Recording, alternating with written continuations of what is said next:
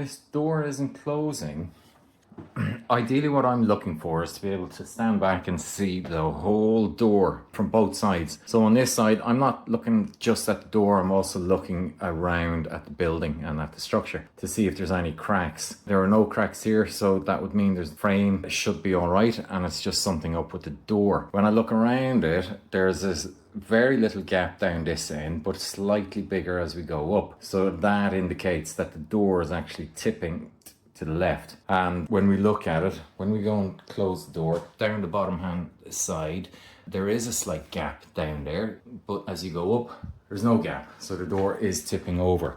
Now, how far is it tipping?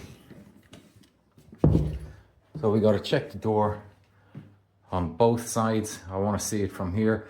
There's again, structurally, the building's sound and there's no movement there, so the door frame should be all right.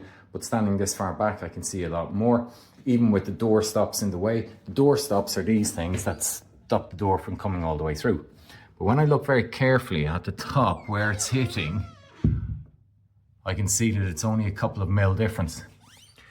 Also, when I'm looking down on this door stop side, down here, it's extremely tight to it. So this door has been painted probably a few too many times without actually getting cleaned or sanded down.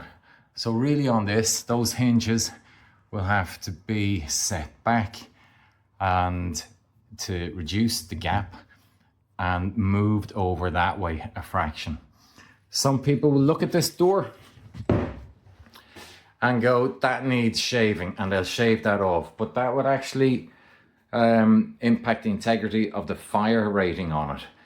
You've got to have an even gap all the way around. Now it's slightly big down the bottom, it could move over a fraction, but if it's taken off on this side, you'd have to take so much off that you're leaving a bit on the right then as well. That gap doesn't have to be that big. So we're going to make that gap a little smaller, and that will then pull the door in and we'll have a working door. But those hinges have been painted over so much, we're going to remove the paint from those and shift that across. But it's correct that it's on 3 hinges, so we'll have to adjust each one just a fraction.